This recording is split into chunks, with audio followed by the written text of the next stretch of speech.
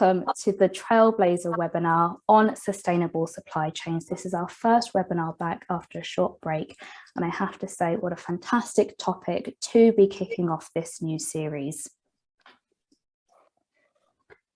My name is Eloise Hanson. I am the editor of Boutique Hotel News. So we are an online multimedia publication for boutique, lifestyle and luxury hotels that's published by International Hospitality Media. One of the sponsors for today's session is Bizon, which is a restaurant management platform. And we have Melanie here to give a short overview of Bizon. And so straight over to you, Melanie, please. Thanks, Eloise. Hi, my name's Mel Kimpton. I work for Bizon. In brief, Bizon is an end-to-end software solution designed specifically for hotels in the hospitality industry. We have a full software package that encompasses mobile POS. So we're a fully cloud-based POS system, and that's a true cloud-based system that works across Android devices. We also have Bizon Payments, which is fully integrated into the POS, as well as inventory, which comes in a basic and advanced format, and then digital ordering, in which we have multiple channels within. Digital ordering is really a hot topic at the moment, has been for the last couple of years. We have multiple options within this. So there's the standard, what we call pay straight away, which you'll see in most restaurants these days. Probably all used it before. You place an order through a QR code or something, and then you pay for that straight away. We also have something that's fairly unique to Bizon, I think. We have an open table function. So for hotels that want to give their guests a bit more of a traditional service, but still utilising digital ordering, it enables guests to still use the QR code, but to have an open tab for the duration of their visit. So they only order, hopefully, and then pay at the end. Whether that's Google Pay, Apple Pay, or paying with front of house, those options are still available. We also have a click and collect service, which was very popular during the pandemic, and also room service, which is a really hot topic at the moment. I talk about this nearly every day, and I think that hotels out there are looking to reinvigorate the old revenue stream that is room service, that's often quite underserviced, and also generate a new revenue stream for some hotels, and doing that digitally is definitely the way forward. So that's kind of us. We work across the world. We work across multiple brands such as Holiday Inn, Novotel, Mercure, and we also work with lots of independent hotels, especially in the UK. Any questions, please drop me a message. Thank you. Back to you, Eloise. Thanks, Melanie. And further information about Bizon and Melanie's LinkedIn profile has been popped in the chat there for you to follow up. Now, to quickly give an overview of how this webinar is going to run today, we're going to spend around 45 minutes in discussion with our Trailblazers today, followed by a Q&A with the audience at the end. So this is my call out to those tuning in today. If you have any questions, do submit these using the Q&A function, and I will get round to these at the end. And as a gentle reminder, this session is being recorded, and every registrant will receive a copy of that recording within the week. Now, the second sponsor of today's webinar is Eleanor, a property management system, and we have a very short video to play from the team.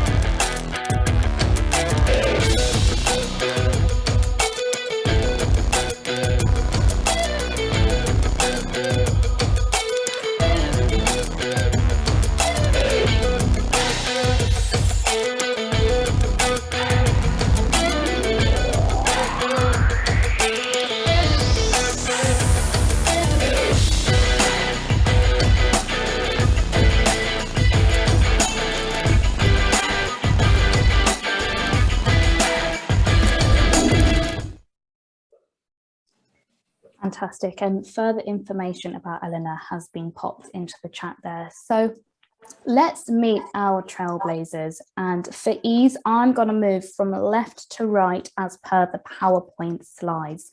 So Paul, can we please kick off with yourself?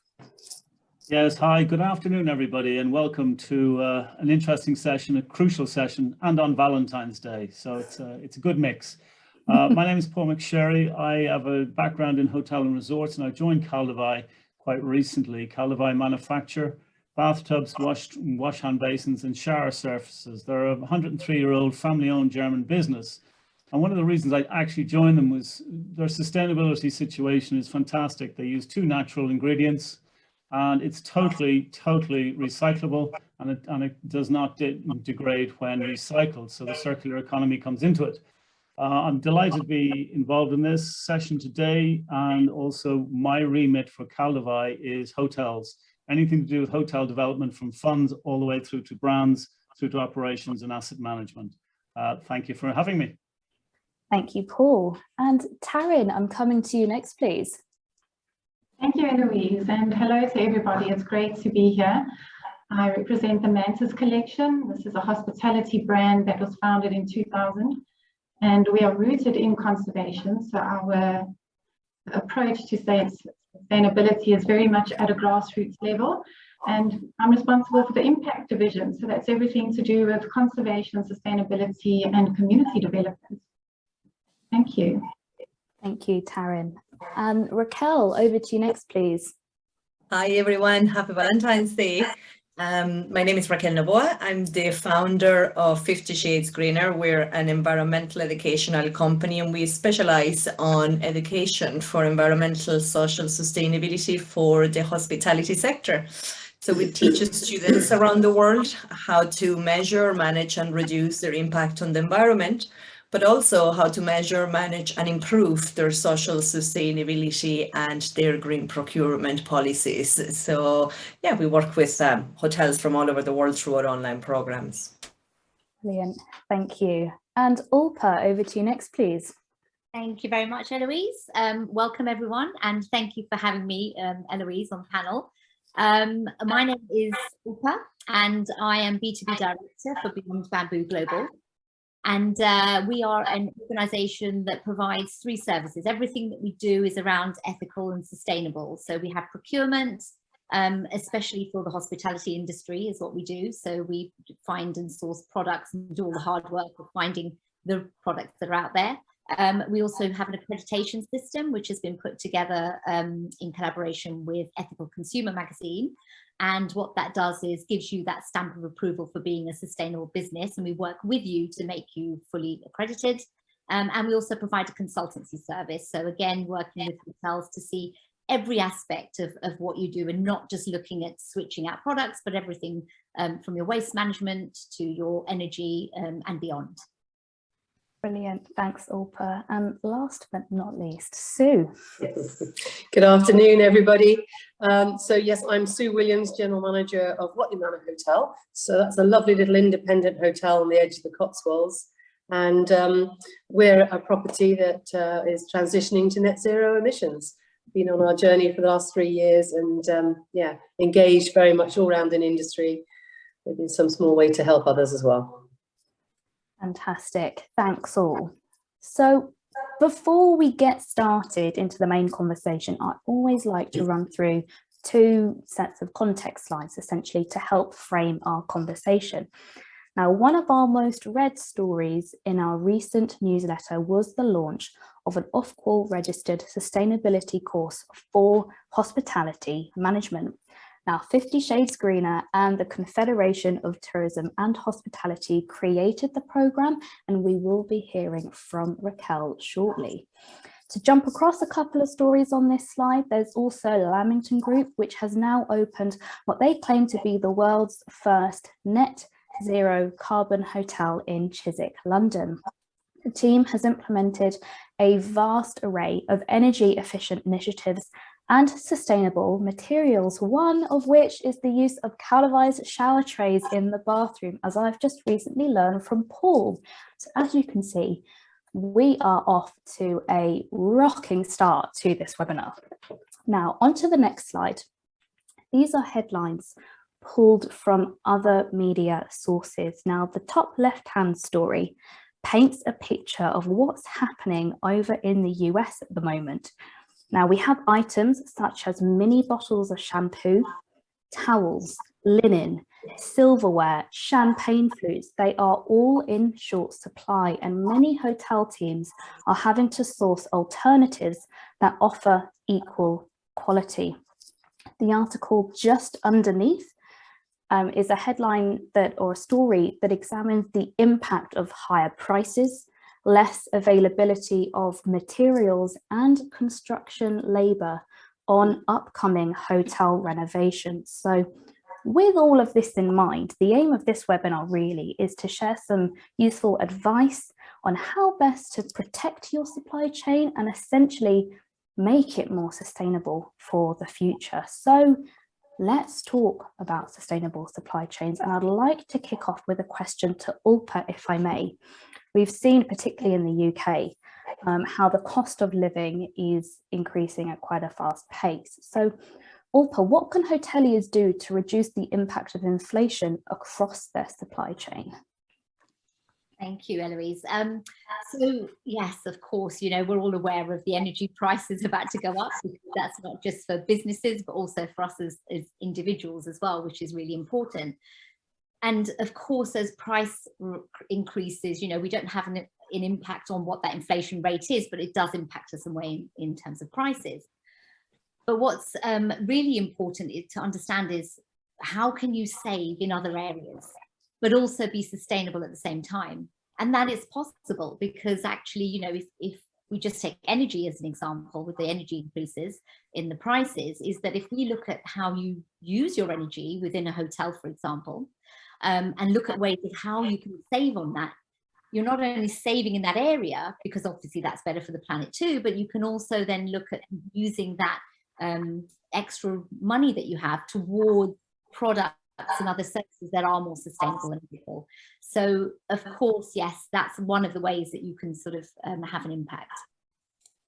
On that note, I spoke to a gentleman called Sotiris Kopatsaris. He founded a company called Future Hotels, and in this interview, he highlighted that because of, I think I'm going to get this the right way, because of his initial investment in technology, he was able to save on certain operations that allowed him to reinvest that money into his sustainable journey. And as a result, his hotel, I believe it's in Santorini, became the first carbon neutral hotel on the island. So it's a clever way of looking at spend and perhaps where to invest that money.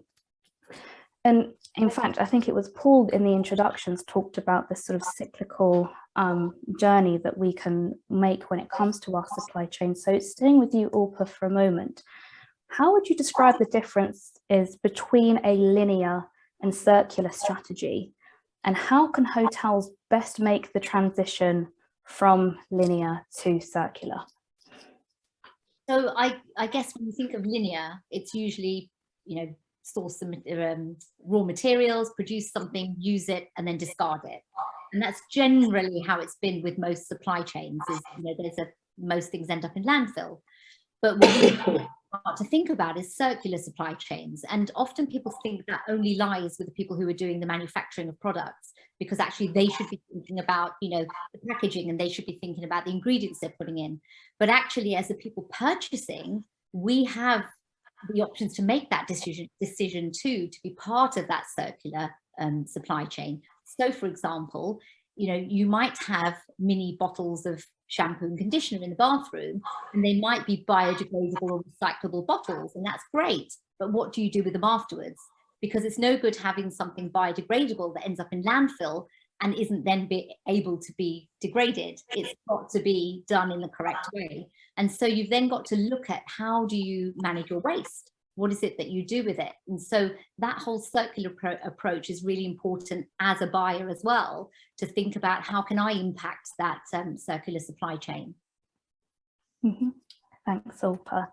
So to move on to bring Sue into the conversation here, I'd be interested to hear what questions do you think hoteliers should be asking of their suppliers?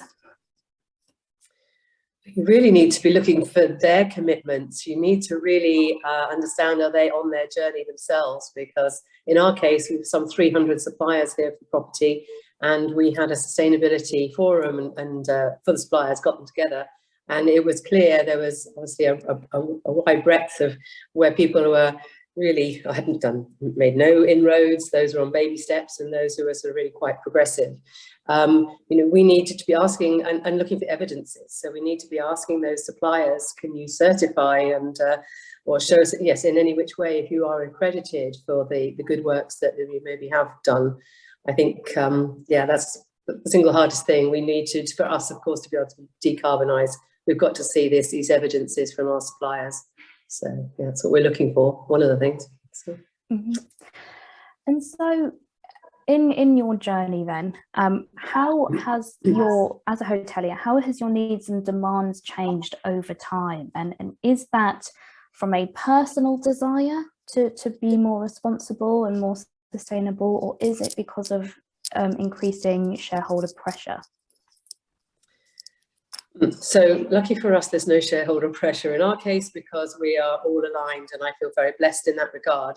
But I think it's a case of over time, our ambitions have really, really grown. I think when we started, we didn't know all the questions to ask. We really barely knew the arena we were stepping into. And so, I think it is exactly that. Over time, our ambitions have really, really grown. We are absolutely committed to net zero. And we know that we're now, having measured our own carbon footprint, just how much of our carbon sits within the supply chain. So I'll say it's a shift, but goodness me, it's an absolute primary focus that it has to be, that how we can work with these and collaborate with our suppliers going forward. I think that's the big and the key thing. It's personal? Yes, it is, but we're just ambitious and we're committed. And I suppose we would say that we all want to stay relevant in the marketplace going forward. I've heard, I've had many conversations around sustainability, and there always seems to be a challenge when it comes to the actual measuring aspect. Have you found that particularly difficult? Have you had any other challenges that you've come across in your journey thus far that you'd be willing to share today? Yes, share it all. But I think, there's no question, measuring is the single hardest bit, in my perception. There's no question. It's something I think when we embarked on the journey, we barely comprehended just how much time, energy and resource we needed to put into this gathering data. I think that the whole sustainability journey, I'm going to start coughing, excuse me, is going to be based, and the success of it's going to be based on measurement. You knew this would happen, so sorry. No, you're right. We're happy to come back to you at a later point so that you can recover. And I think I'm okay now. Sorry, yes, data is what's required. It's going to inform our investments. It's going to inform a great deal on this journey. Yeah, next person for a second. Sorry. Thanks, Sue. You're absolutely fine. So, Paul, then, from a supplier point of view, are you seeing changes in what hoteliers are requesting from their suppliers? Yeah, we're seeing good change, and I can't echo enough of what Sue's just said. Total clarity. We have been involved with various different measurement platforms, EPDs since 2009. MindClick is a fantastic Marriott-backed accreditation. We're leaders in that. And it's becoming a conversation that since I've come in, I've spoken to people, and honestly, they said to me, well, your bathtub is €100 more expensive than the other. And then we start talking about sustainability, and we start looking at how that's going to affect currently, operationally, and down the line.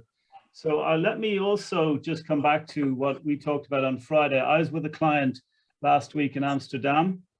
I want to issue a live challenge to the group, to everybody who's out there. This person is a very sustainable fund, and he is pulling his hair out because he has a large hotel that they're going to redevelop, not just refurb, but redevelop. over 200 rooms, and he's desperately looking for a home so as to avoid the landfill issue for all his FF, not the E, but the fixtures and fittings.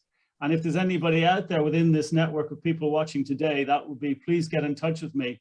This is not a fiscal opportunity, although you might be able to make it into one. It is more about the whole idea that why should this all go to landfill? And so that's just one thing I'd have. But then to offer what, Eloise, your point about what are our clients talking about, this is exactly it. It's partnership. I think Ulpa touched on it. It's partnership. What we do is highly sustainable, but yet there's other parts that we want to contribute to. So hence that. But I think also we as suppliers need to, as everybody, both suppliers, hoteliers, need to look at how this shapes up, because I'm afraid there's two words in sustainability that should be beside it. It's called balance sheet. Whether we like it or not, that's a part of hotel development. And we know the amount of carbon emissions that goes into new build hotels is something shocking, like nearly 40% of all carbon emissions worldwide. But we don't, and we're only starting to get around, and people like MindClick are in this space, are measuring what is the impact of your goods that you have supplied to create this hotel over what could be an average life cycle of a new building is 50 years or so they say. So there's a lot of issues. You know, there is research in the States which says that your carbon footprint, the shell and core is not your problem. The problem is the constant refurbing, the moving in and out of fixtures and fittings, and where they've come from and what they've delivered. So this is kind of game changing a little bit in terms of where we're at. So I'm moving about a bit, Eloise, but it's just to say that I'm seeing very much a prevalence of questioning about sustainability, measurement all day long. Please ask everybody what steps have you taken. Although we're probably a sustainability leader in the sanitary world, we've also now just taken on board the very first customers of the most carbon efficient steel in the world, 70% reduced. We're doing that ourselves because we can see that the future this is continuous. It's here, it's now. And my final point to how the hoteliers and how it all works is look at the money. It's the balance sheet question. The money starts it and the money finishes it. So I come from, there's a lot of much more talented people about sustainability on this panel, but what I would just bring is just a little bit of what I would call factual information from the hotel development world, is that there are funds and there's money out there demanding to see cheap money, good money going into new projects. That was Andrew Harrington at AHES who spoke. They had a report out at the end of last year, and Andrew found that money for hotels is almost 1 to 1.5% cheaper to lend than if you're going to the markets. And that means on a 50 million pound build, you're saving anywhere between $500,000 and possibly even more. So that's a sort of a hard-nosed look at it, but I think it's also very relevant because we've got to get people on this sustainability journey, I think, as was mentioned earlier. And so, Andrew's report is very pertinent. And then we've got to respect the fact that in the development world, we have an expansion of what the hotels are. They're not just rooms and ballrooms and kitchens. They're very much also branded residences, all sorts of different uses of the types of elements we've got. So therefore, Chris Graham of Graham Associates has written the definitive reports on the branded residence space. But these are, branded residences typically will need 2-3 bathrooms, more living space, more FF&E, more management. And so back to what are our clients looking for? They're looking for solutions. They're looking for partners. This is a longer term journey. And as I said, I can't stress about it more. It's not just about the shell and core. It's about an awful lot more than just that. But they have to prove to their shareholders. And finally, in the life cycle of an investment partner, they may wish to resell the hotel and asset dispose in anywhere between 5 to 15 years. And what they need to know is what they've put into their building is good to sell. If you have problems and if you have environmental issues within what you've installed in your hotel, which was possibly cheaper at the start, this is going to hurt your sale price significantly. And I'll come back to that later on. Mm-hmm.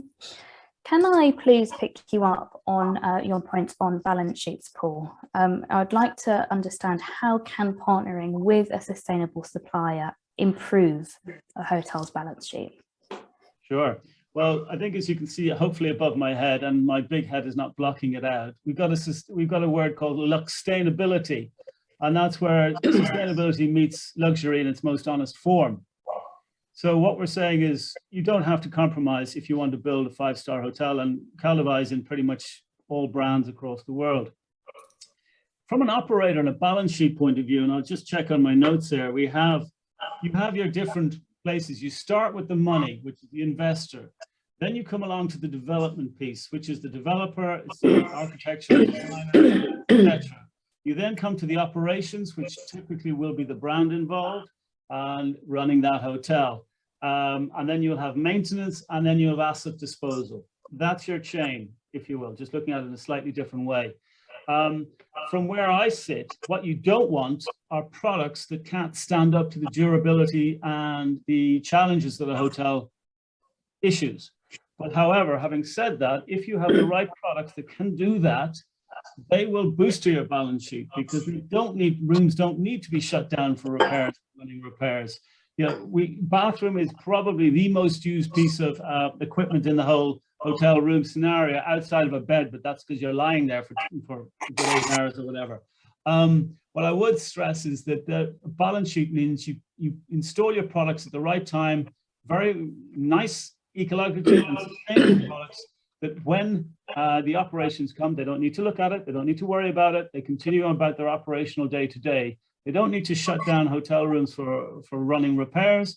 And also, as it goes on, they don't have that issue that if the person who owns, the investor owns the hotels and they wish to sell it, they don't have to answer questions about non-sustainable, potentially harmful ingredients in their hotel, and not just the bathroom. But that is a big issue. And I can tell you from my own experience, and maybe, you know, if we have anyone on from any of the advisory companies are sending a lot of executives on sustainability courses, because when you are in valuing a hotel, you will need to be able to spot if that's, what sort of a bathtub is that? Is that acrylic? If it's acrylic, we have some challenges right there. And that will affect your balance sheet. So you're affecting from initial investment, right, getting cheap money, right through to the operational, to the brands accepting what it is. One large brand in the world, one of them, I can tell you for sure, does not accept acrylic in their bathrooms at all. Banned. So you've got to get that right from the first get-go. You've got to then also look at the customer. And customers do care, and I think Ulpa, Raquel, etc., everybody, and indeed Sue, will tell you they do ask questions. They do look for sustainability. It's not a nice to have. It is now, it's here, it's forever. So, and then when you come to asset disposal, you then have that issue of how much is my hotel worth? What CapEx am I going to have to involve in it? How long is this going to last? And if you've done it correctly and you've got your journey, as Sue has pointed out, then you can report very clearly. And some of these platforms that we're involved with, Madaster, etc., you can report on what went in at what time to that building. So, you know, and I will also sort of end with, and maybe I've said everything I need to say, and I hope I have, is that this stop treating buildings like single-use products. I mean, if we can do it with cups and plastic bags, I think we can do it with real estate. Nice note to end on, actually. So let's move the conversation on to bring Raquel into the conversation, and sticking with the financial benefits of sustainably sourcing and equipping your hotel. So what are the financial benefits of effectively measuring, tracking and managing your property with all these steps now in place? Yeah, so the key word for me again is measuring, and I'm really glad that everybody else has also mentioned measuring as the first step, because I still meet a lot of hotel managers, a lot of hoteliers on my weekly basis, and while they're trying to do good, they're trying to improve their sustainability, they're always missing that key piece at the start, which is measuring your impact. But in terms of financial benefits, again, unless you're measuring, you're not going to see any as such. You won't be able to see what your reductions and your savings are. But from implementing an environmental management system, you can see reductions. We see it with our students, you know, depending on where you are at the start of the journey, we can see reductions of about 30% on energy costs and 40% on waste costs and water. So obviously, you know, when you're looking at a large property, one of our latest students, it's a large hotel here in Ireland, and they spend an excess of 250,000 euros per year on their energy bills. And now they're online to reduce that by about 25% this year by implementing a green program in the hotel. So it can be, you know, it can change completely the bottom line of a business. But when it comes to other things in sustainability, like procurement, there is a misconception, or it might be seen that working with those smaller local producers, it's more expensive because their initial pricing, it's slightly more expensive than the larger supply chains. But we need to take into account the side effects of investing in our local community and our local producers. Those suppliers will more than likely going to become your customers as well. They're going to help you enhance the reputation of your business among local people. I have seen hotels that have completely turned around their image from, you know, somebody that the locals didn't really support to someone that the locals and frequently use for their own communions, their own weddings, their own parties, etc. And there is what I see as another hidden financial benefit on sustainability is staff retention, which it's a massive issue at the moment in the industry due to many different factors. But we're seeing signs now that a business with a well-implemented and well-run green program that includes social sustainability, of course, retains young talent much better than a business that doesn't have any sustainability at their core. And I think we all know how expensive a staff turnover can be in hotels.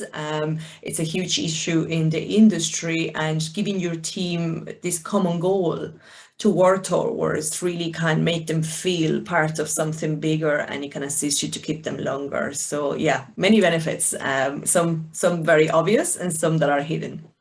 Can I add in as well, actually, just picking up on Raquel's point there, is that sourcing locally is actually part of a sustainable supply chain. And that's also going to help in terms of, you know, you showed some of the headlines there, Eloise, which was that, you know, people are finding it difficult to get products and they're finding it difficult to get materials and things. And that's why encouraging part of the sustainable supply chain is to source locally. And that's really key. Whilst I'm with you, Ulpa, let's stay here for a moment. And we've talked before about the Green Claims Code, which has only fairly recently come into effect. So are you able to give an overview of what that is and how you expect that to shape and change hospitality supply chains? Sure. So the Green Claims Code, which was out I think sort of mid-September last year, that it came out, and actually it's not a new law, but it's part of the trading standards and consumer protection law, because, and I'm sure everybody's aware of the term greenwashing, and it was to stop this from happening. And I think Sue has already touched on it as well, saying, you know, you've got so many suppliers, sustainable suppliers, how do you know which ones are actually ethical and sustainable, you know, because you can't go vetting each and every one of them. But, you know, there are people out there like ourselves who will do that work for you to help you understand that a bit better. So what the Green Claims Code is really is to, the CMA published a report, and actually the Green Claims Code will now fine, there'll be criminal action taken, people will be prosecuted if they use terms like saying our product is sustainable, or we are net zero, or we are carbon neutral. You have to show that you are. And so you're not misleading consumers in terms of, you know, what you're saying. And this does make it easier for you as purchasers to say, okay, I now know that this is, you know, got that stamp of approval. But also, you know, it requires a lot of work from them to be prosecuting people. So, you know, we can only do so much due diligence on products and suppliers, but that is what the Green Claims Code is there to do. Thanks, Ulpa. And so to pick up on the greenwashing point, I'd like to revert back to Raquel here and ask, are you able to give us, you know, an example of a greenwashing statement and explain how that can actually be improved with the right information and education when it comes to accurately making a claim about your business? Yeah, so for me anyways, and for many people in this field, transparency comes from measuring again and monitoring your impact with real data. Unless you're measuring your impact, you are never going to be able to prove in paper or in data that you are indeed doing better than you did before. So it is probably the most important piece of information that you can have. Not just at a local level, but also national and international. You know, it is data how we measure the world's carbon emissions.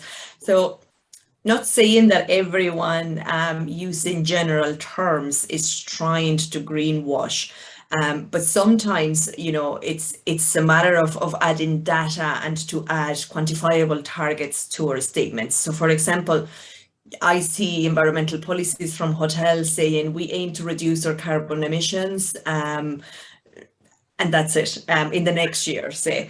To me, again, that doesn't really mean anything. I don't know by how much they're trying to reduce those carbon emissions. I don't know what their starting point is. So it's very difficult for me to ever, you know, be able to say that is a true fact, a statement, whether they have achieved that or not. So that statement could be turned very differently if we were to say we planned to reduce our carbon emissions by 10% per customer in the next 5 years, starting from a point of 5 kilograms per customer of CO2. Our goal is to increase our green purchasing by 10% in terms of local suppliers. We currently stand at 45%. So statements like that have clear measurable targets and a starting point would actually, you know, give the impression to the consumer or to anybody looking at those statements that this business has clearly measured where they are at the moment and they have a target for the future. And that really creates a lot of transparency and eliminates greenwashing. I mean, I feel greenwashing is such a dangerous place to be, because the fear for me is that consumers get guided by, you know, greenwashing, and, you know, they might switch their shopping habits to buy something that they have been told is more a sustainable product. And then if they discover that that's not true, for me, the fear is that they will lose faith in the entire sustainability journey, and that they will stop making changes to their own lives. So definitely something that we need to avoid at all costs, and measuring your impact it's really the only way to prove your point. Mm-hmm. Let's pick up then on customer behavior at the moment, and I'd like to bring Taryn into the conversation here, because I'm curious to hear whether you're seeing greater interest in this phrase traveling with purpose, and how can supply chains be activated to deliver on that promise? Thank you, Eloise. Yes, we are definitely seeing an increased interest in the notion of traveling with purpose. Even before the pandemic, there was an increase in this trend, and the pandemic has actually really accelerated this responsible travel movement. People are now especially aware of the impact that travel has on the planet, and they are more inspired than ever to make a difference. So they are looking for ways to travel more meaningfully, a bit more of a conscious travel, if you will. And I think this is going to have a ripple effect on supply chains as well, because people are becoming more educated, and they're educating themselves. So the customers in a big way are actually going to determine what the hotels are going to be doing at the end of the day. And I think hospitality brands can really drive this through open, honest communication with suppliers and working towards honoring these expectations. We need to go beyond just assessing the products, you know, to go back to what Ulpa was saying earlier, and actually look at every step of the journey from beginning to end of the product. And also back to the local community side of things, is the product, is the supply chain actually having a positive ripple effect on the local communities? We feel very strongly that there must be a commitment to supporting local vendors and suppliers first and foremost wherever possible. and just to help shift towards a mindset of local or even hyper-local procurement. There's not only the financial cost to consider, and this has been touched on a little bit just now, but the social cost as well, and the social benefits as well. So we see when we're including the local suppliers more, they're starting to take emotional ownership of the hotel, of the local travel industry. They're taking better care of the destination. They're fostering a deeper sense of pride. So it really just helps to drive the whole concept of sustainable procurement forward. I had a question set aside for you, Taryn, about what are the social benefits of partnering with local suppliers, and you've just touched on it there, but maybe I should rephrase this question, because it sounded more like it was driving greater loyalty. You talked about a deeper emotional connection with the brand and the place. So do you think then that shortening the supply chain can lead to a greater sense of loyalty with a hotel? Yes, I do believe that. I think, first of all, it's way more sustainable to source as locally as possible, because there's the shorter distance of getting the supplies to your hotel. And then on the social side of things, it definitely fosters that deeper connection. And if I just think of one of our hotels, it's based on an oceanic island in the Atlantic Ocean. So fishing is a very popular activity in terms of recreation and seafood as well. And, you know, our general manager there has been actively going into the local communities, engaging with the communities, building relationships with the communities. And she's actually come across a lady who was taking all these disused fishing nets and repurposing them into useful items. So that particular hotel, they actually have commissioned her to make their laundry bags, and they're going to be made from all these disused fishing nets. And it doesn't matter how small you start, as long as you're starting somewhere. And that little initiative just ticks so many boxes. And it's also the kind of thing that excites the travelers when they visit as well. So it's really, I think, from grassroots up, as local as possible. And whether you're in a first world or third world community, you really want the community on your side. Mm-hmm. And a similar question to yourself, Sue, in that, are you finding that guests are interested in engaging with social initiatives and activities and community projects? I've seen examples of having the ability to offset your carbon emissions by either donating to or becoming involved with a community project. Is that something that you are observing amongst some of the guests that come to Whatley Manor?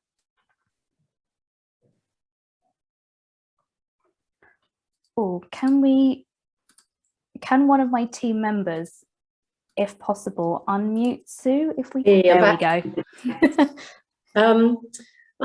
Less so, I have to say, in this area. I mean, the team that's something that kind of would really kind of encourage the team more to do. In terms of the guests, we really encourage them to offset. We work with a partner called South Pole, who is considered one of the most sort of credible offsetting bodies out there, and even at the point of sort of sending them a confirmation, we put in the links to South Pole and encourage them to offset their journey to us and that sort of thing, and very much just look at how we can sort of package initiatives for the hotel to encourage them to, once they have arrived, to then not move the car for 2 or 3 days and just work locally with suppliers, you know, like e-bikes, safaris and various things like that. But not immediate community things. I might imagine, I can imagine more if you're more in the lovely islands and out and about and, you know, that sort of thing, but less so around for us. But I know that this whole scenario where it's evidenced and the guests can see these little touch points around the hotel of things that we've done, it really engages them, and you get to have some lovely and multiple conversations about sort of the various initiatives underway here. So I think it's a very important brand piece. There's absolutely no question about that. Mm-hmm. Yeah. Thanks, Sue. I'm just going to revert back to the chat here. Susanna Gomo, apologies if I can't pronounce your surname, but can Susanna please explain in her question exactly what it is to be measured? I've got a question here. How can this be measured? If you're able to just be a bit more specific, and I would ask this to the panel. So we were just touching on carbon emissions. I'd like to loop Raquel back in here and in a fairly wide question. And how can a hotel reduce its carbon emissions? Yeah, so without getting too technical into carbon emissions management, we must know that carbon emissions are measured in 3 different scopes. Scopes 1 and 2 are emissions from the business energy needs. So fuel for business travel, electricity and heating fuel emissions. And to answer the question of how we measure that, it is, well, in my mind, obviously, when you know how everything is simple, all you need is your electricity, your fuel bills, your petrol receipts, and then carbon emissions are actually calculated with a very simple formula. There is a conversion metric. A litre of crude oil converts into X amount of carbon emissions. What's a little bit disturbing for me is that a litre of crude oil in the UK doesn't translate into the same carbon emissions as in Ireland, and I'm still trying to figure out the reason for this. But if you go by the metric values that governments present, it is quite easy just to find those in your Environmental Protection Agency, and just do the calculations with your utility bills.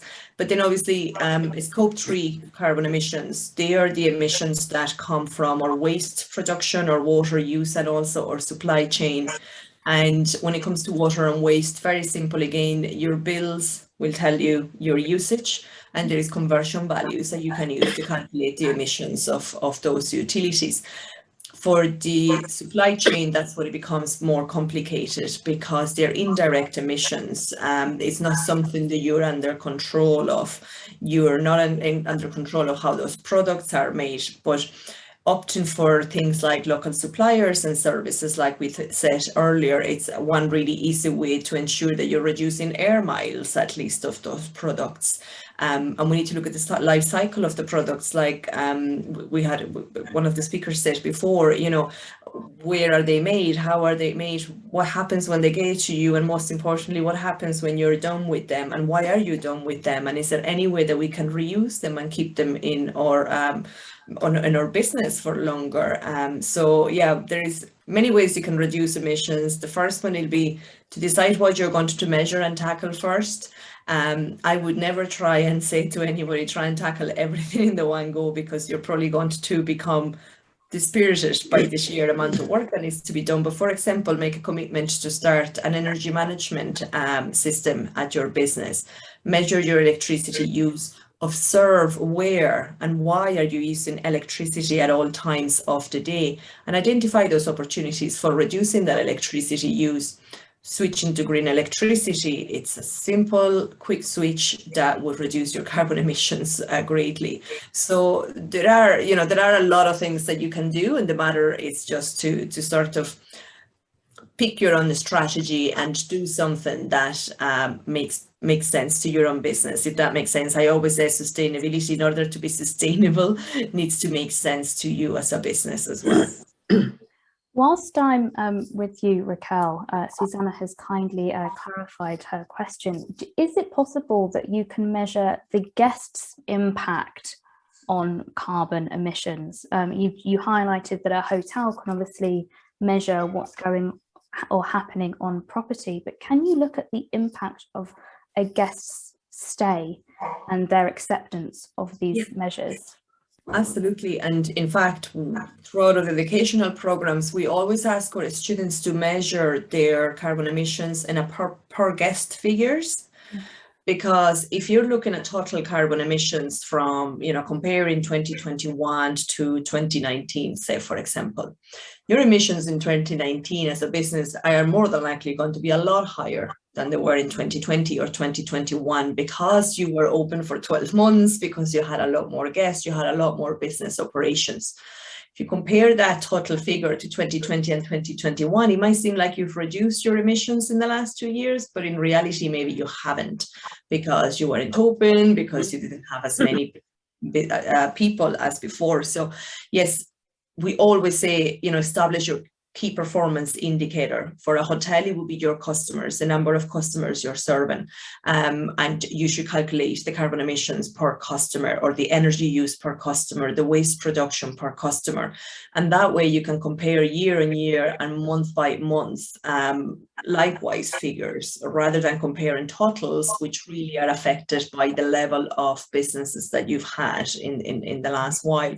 So yes, calculate your carbon emissions per customer is simply, you get your total number of customers per month or per day, and you divide it between that, and you get your carbon emissions per person per day, which, you know, for the figures that we see with our customers, they can run in between 2 kilograms per day to 6 kilograms per day. So there is huge differences from hotel to hotel on what carbon emissions that we create per customer. But it also very much depends on the nature of the business. Are you a corporate hotel, you know, with people that just don't use the facilities as much, we'll say, or are you a hotel where you do a lot of weddings and events where there is a lot more food waste generated? Are you a spa? So, you know, the figures can vary a lot, and it doesn't mean that someone is doing better than somebody else. We always say, you know, don't compare yourself against anybody. Keep comparing against yourself and keep reducing your impact all the time, incrementally, rather than looking out for, you know, oh, how is the neighbors doing? Thanks, Raquel. We briefly touched earlier on the impact of credentials and the importance of sustainability credentials. And Paul, you may have seen Serena's point in the chat that your client should check out ramco.co.uk. They are a good solution for giving items a second life. But whilst I'm with you, Paul, I mean, how important are sustainability credentials in the decision-making process? When you work particularly with where there's a risk to money, they're becoming increasingly important. When you are working with international hotel brands, there is definitely more of a corporate risk element to this, and they're now asking very clearly, what are your sustainability policies, etc. Everybody is looking for measurement. They're looking for clarity. I've seen some interesting descriptions in my industry about things like naturally desirable ingredients. I'm not quite sure what that means, but it's certainly not sustainable. I think for the boutique sector, it's as important, and I don't need to tell Sue that. People are wiser, they're all open, and there is a slight misconception that the millennials care more than anybody else. They don't. They care a lot, and we all care a lot now because it's on our table. And therefore, treating all customers with great respect. Don't be afraid to run it up the flagpole and say, hey, my bathroom, my kitchen, we're doing everything we can. And there's always more we can do, that's for sure. But I would say that measurement is important. Clients are looking for it. And it comes back to, it's actually, in a hard-nosed way, it's fiscally beneficial. And, you know, I'm really pleased that person. I will definitely try, and from Serena, thank you. I will look at Ramco for sure, because I found places in the States. There's a guy in the UK who works on behalf of Crisis for the homeless, who recycles, and he's already put some pre-loved furniture into a hotel, for example. It can happen, it does happen. And I would say you can do it at any level you wish. So being close in partnership, because sustainability is no longer a nice to have, it's here, it's happening, and your customers care, your money cares, your operators cares, you need to care. Thanks, Paul. And Taryn, I know Mantis Collection, when it comes to the eco-tourism, and you're very hot on your conservation projects, you clearly see or take responsibility to educate guests when they come and stay. So what responsibilities do you see hotel brands having when it comes to actually encouraging responsible action from their guests and also their suppliers? Yes, so At Mantis, we really do our best to involve our guests in what we call impact activities, and these could be short little activities that are weaved into their guest journey naturally, up to bucket list type activities, but it's really a chance for our guests to be invited behind the scenes to take part in our conservation and community projects that we do. So it is important, and I think it goes a long way to show the true commitment, that the commitment is also not just on paper. And you know, I'd like to encourage brands and regular audits internally as well, just to ask yourselves the tough questions, measure the things, back to what Raquel was saying as well. Also make the decisions and back them up with official strategies and company policies.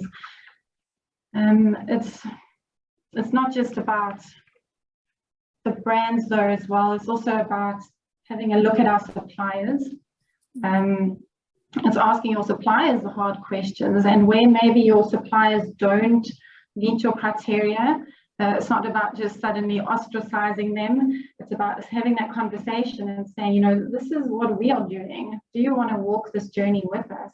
And I think in that way, we can really elevate the entire sustainability standards of the supply chains throughout, so that it's a mass movement that's happening, and no one is getting left behind. Mm-hmm. I've often asked the question, is it going to be the brands that are leading the charge, or is it going to be the, I suppose, independents making the smaller steps? And I think generally the consensus is that it's the smaller steps are going to gain momentum, and hopefully that is going to affect the greatest change. Unfortunately, we don't quite have time to get round to answering all the questions that have been sent through today, but thank you to our audience for sending through these questions, and I do encourage our audience members to connect with our panelists via their LinkedIn profiles and to carry on the conversation. I just have a few closing slides to run through as we close off today, but thank you thus far to our Trailblazers. I would like to highlight the next webinar in this series is taking place on 14th of March next month at 2 p.m. in the afternoon. It's called Alternative Payment Solutions for Smart Hoteliers, and a link to register has been posted into the chat. We are also gearing up for an event that we're hosting in Paris on the 28th and 29th of March called Recharge. And to give you a flavour of what to expect at this event, the agenda is going to be exploring technology trends in real estate, urban living trends, investors' perspective, and one that I'm very interested and excited to be joining is a workshop where the audience is tasked with repurposing a disused asset. So I'm hoping there's going to be some sustainability, creative ideas that are being flown in the room that day. And if you want further information about Recharge or any of the webinars that we're running in our series, please do get in touch with my colleague, Katie. Her details are now up on your screen, and her email address has been popped into the chat there. So all that's left for me to do is to say thank you. Thank you to our Trailblazers. Thank you to Bizon and Eleanor. Thank you for attending today. You can follow us on social media, and also I recommend that you subscribe to our e-newsletter. We are going to leave this webinar open for an extra 2 minutes to allow our audience members to follow up on any of the links that we have posted into the chat today. And for your ease, we have added in a QR code so that you can easily scan and register for next month's webinar. Enjoy the rest of your day. Thanks so much for your time, and I look forward to seeing you all again soon.